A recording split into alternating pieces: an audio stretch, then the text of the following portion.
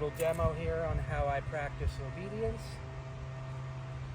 I usually do this outside just because inside it's so easy. There's almost no challenge at this point. I recommend in the beginning that you practice one dog at a time. It's very difficult to command complex obedience of two dogs at the same time, but we can get to that point if you like. She's in place right now. Obviously that means get on the board and lie down. All commands have an implied stay with them, meaning when I say place and she gets on the board and lays down, I don't tell her to stay when I walk away. It's just implied that she will. Nope. No. And if she doesn't, I mark it and I get her back to where I want her before I move on and do anything else. We're going to practice place, come, down, sit, heel. When she's heeling, I'm going to practice outside turns where I turn away from her and I expect her to hug my leg on the turn. We're going to practice inside turns where I turn into her and I expect her to kind of back up and make way for me. When we're heeling, I will practice slowing up and speeding down, coming to sudden stops and expecting her to sit. You're going to hear me use a lot of commands. You're going to hear me use a lot of verbal markers. If I want her to pull off a couple different commands for one treat, that's when you're going to hear that bridge marker. Good, good, good. Meaning I like what you're doing, but we're not done yet. When it comes time to reward, you're going to hear me say, yes. You get a treat. When she gets something wrong or fails to hold a command, etc., you will hear me say no and get her corrected back to where I want her, and then we kind of do a do-over. I do not reward a dog for getting something right that they broke. For example, if I tell her place and she jumps into place and I say yes and give her a treat, if I walk away and she jumps off the board, I say no, I get her back into place, and then we do a do-over. She does not get a reward for getting back into place and fixing what she broke, okay? Couple places where dogs get kind of hung up. Sometimes when I tell the dog to sit, it'll go down. Sadie does that a lot. If they do that, I bring them back up into a sit, mark it good, and I continue. They don't get a treat if they get it wrong and then fix it. Sometimes I will, if the dog is out in front of me, facing me, and I tell it to come, which means get right in front of me and plop into a sit. That's the formal come command. A lot of times the dog will default into going into a heel position where they walk up and turn around and get by my side. If that happens, I mark that no. I lure the dog back into the formal come position. I mark that good. And maybe we do a do-over a few times. Maybe we move on. The point is, I'm not rewarding the dog for getting anything wrong, okay? And when it does get something wrong, we got to mark it and we got to correct it to get the dog to do what we wanted. When I practice obedience, generally speaking, there's no punishments here for getting it wrong or not getting it right. You just don't get the treat. That's the punishment. So she doesn't have a remote collar on or anything like that. If I have a dog that's really difficult that needs that positive punishment or negative reinforcement, then okay, maybe I'll put a remote collar on, but I don't need it with these dogs. And that's mostly for dogs that just are so worked up they refuse to maintain positions when I walk away from them. But most dogs that love obedience, love getting praised and love treats, they love doing this, and by the time we are where we're at here at the 3-week mark for her and the 6-week mark for Sadie, they're good enough at it to where you don't really need to add in positive punishment. And in a perfect world, when we're teaching and practicing obedience, it's just a happy party, lots of fun. So here we go. I'm going to practice a variety of commands in different positions and just give you an idea of how we do this. Good.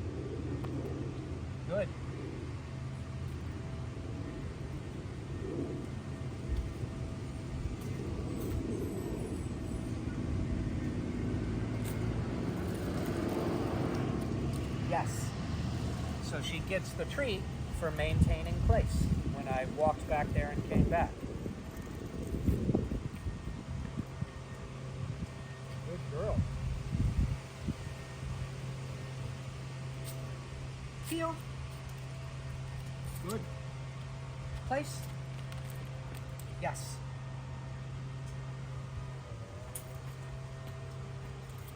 Heel. Down. Good girl. Place. Yes. Now what I really want is for her facing that direction. So I could have marked good and then sort of polished it to where we get her straightened out. Yes. And then rewarded it, which I do over time. But that, she's so enthusiastic, you know, I really like it. Ready, heel? Yes. Good. Very good. Yep. Good girl. Yep. Very good. Yep. Sit. Good. Heel. Yes. Place.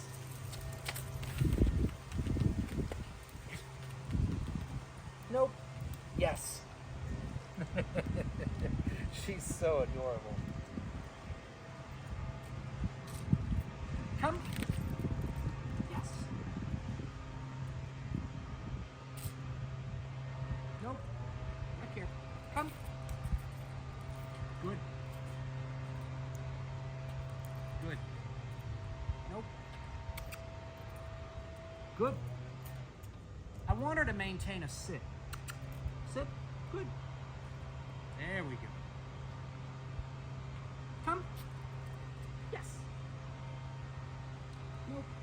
Yes. Nope. Yes. Very specific here. Heel. Good girl. Sit. Good. Nope. Good. Heel. No. Good. Sit. Yes. Heel. No. Good. Yep. Very good. Pretty good girl. Very good. Come. Down. Good dog, Sadie. Place. Yes.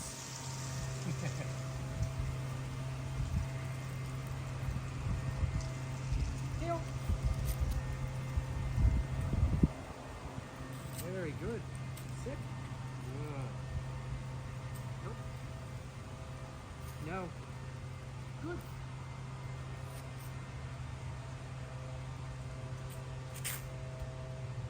Very good.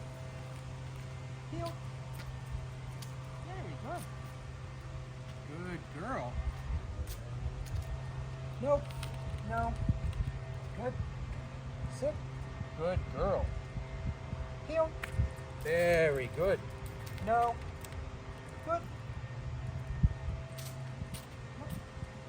Very good. Sit. Yes.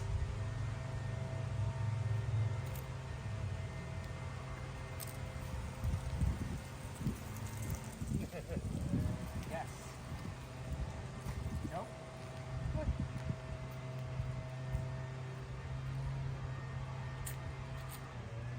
Heel. Place. Yes. I like that she's actually making more mistakes than she normally does even when we're out and about, and that's because this is actually a brand new, I've never really done obedience with Penny in this driveway using a place board. So she's defaulting to the place board when she should be heeling. She's breaking sits. She's going into downs when I want her to sit. And that's actually a good thing because it gives me the opportunity to show you guys on camera how I work a dog that's not perfect. You know, what happens when the dog isn't doing what you want? Well, you see how I'm correcting these things, and when necessary, how I lure the dog using a treat that I keep right there, just kind of with my thumb on it. I lure the dog into the position I want, and then I mark it good and I keep going. When the dog nails it, I say yes and I let go of the treat. Good. Yes. Very good girl. Heel.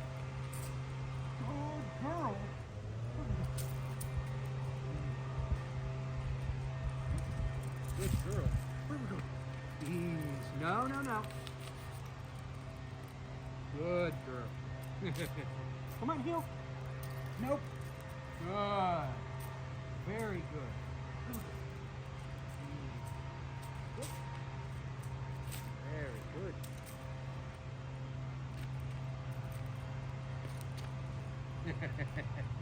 Down. Yes. Good little lady. Heel. Nope. Yes, very good. Challenging there. Very good. Sit. Yes. What a good little dog. Heel. Yes, very good. Yep. Pretty good girl. Very good. Oh, good. Yep. Oh, good. Yes. What a good girl. Yep. Good girl. Good girl. Yes. Very good. Yep. Place. Yes.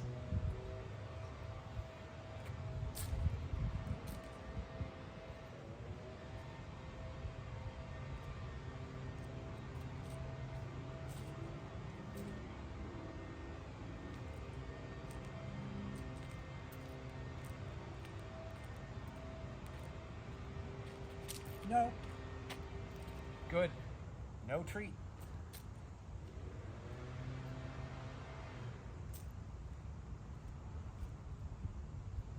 Good.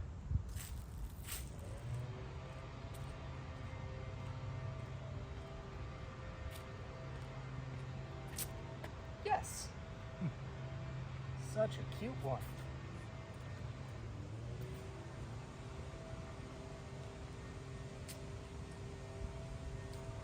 Heel.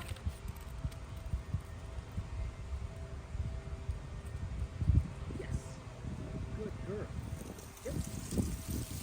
Very good dog, Kenny. Good. Good. Oh, she's good. Yes.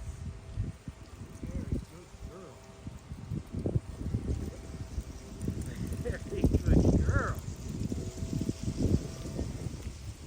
Yep. Place. Yes. So, as you can tell, place is kind of like home base. It's where we start and it's where we stop on all routines. That's why dogs generally, you see like the extra bounce of enthusiasm when they go to place. It's because it's like they always know that it's almost guaranteed they're going to get a reward when they go onto their place board. Sadie is very similar. Of course, I hope she doesn't make me eat my words in a minute here.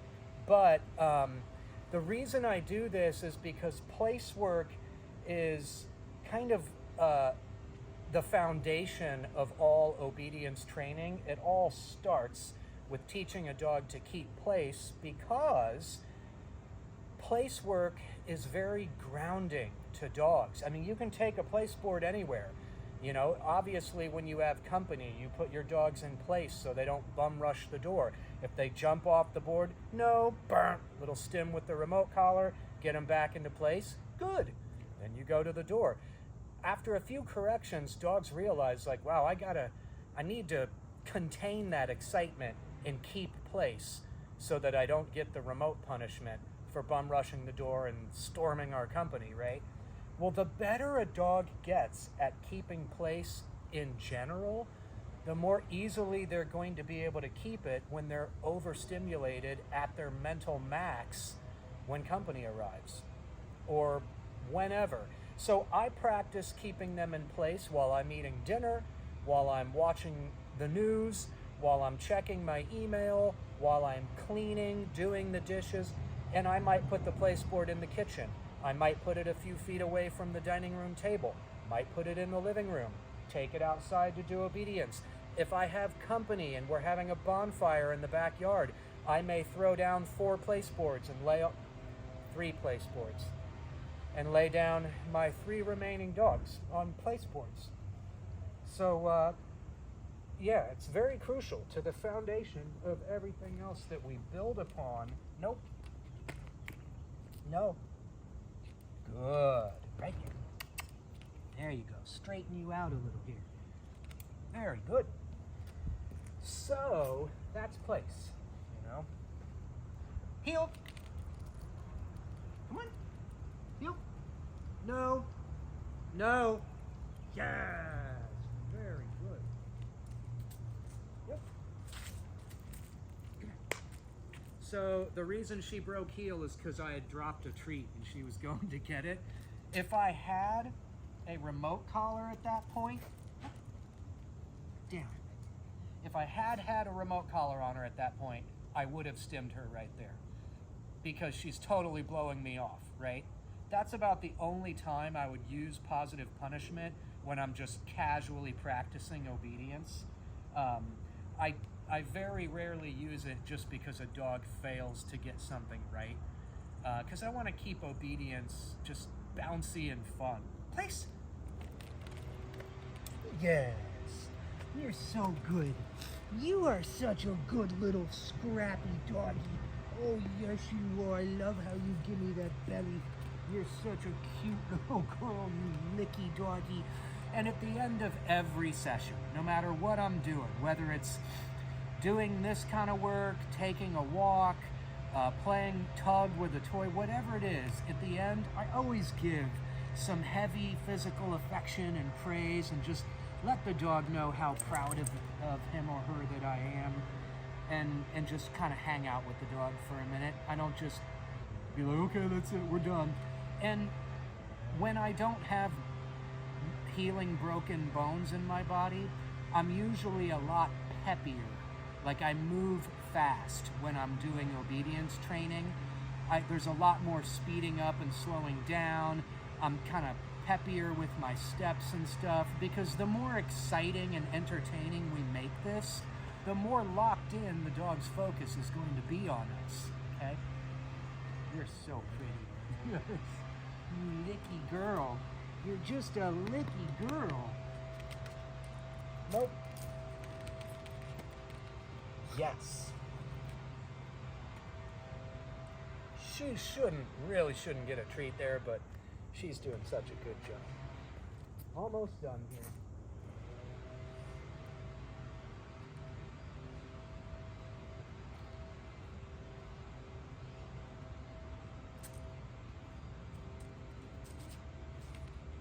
No.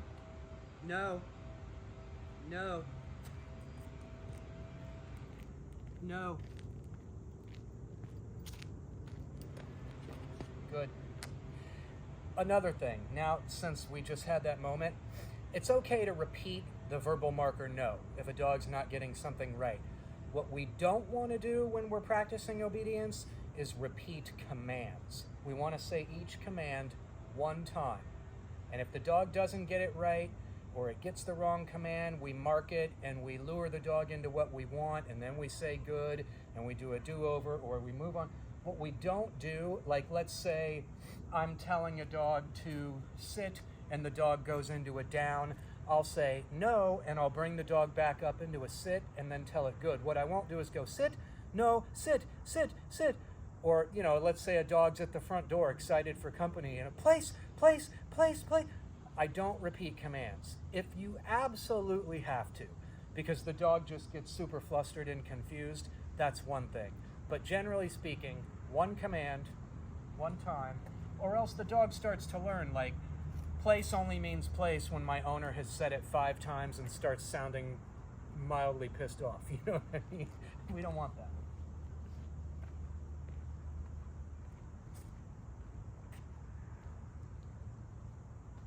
No, no.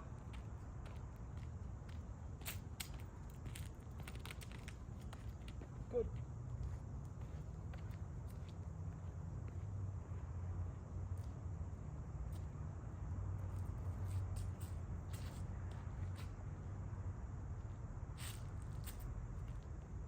Good. Very good girl. Yes.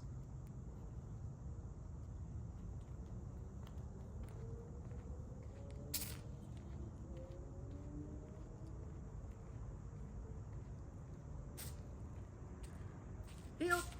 Good girl. Good girl. Yes. Sit. No, no. Heel. I was too late on that one. Yep. Sit. No, no. Come on, heel. Very good. Yep. Sit. No, no. Come on. Heel. Heel. Sit. No, no. Come on. Heel. Good girl. Heel. Sit. Yes. Very good. Even though you went into a down, that's a tricky. Like whenever they're right by the board, they're gonna default because they're just so used to doing that they're gonna be ready to do it. So when you really want to challenge the dog, you start kind of teasing this type of stuff into your routine to where you catch them right at the point where they're going into default and you try to get them to do something else. It's really challenging, as you can see, where that just took like 4 attempts in a row, and then when I tell her to sit, she downs. I really shouldn't have marked and rewarded that, but it is what it is. Place. Good girl. Yes. Heel. Good. Heel. Good girl. Yep. Very good. And down. Good dog.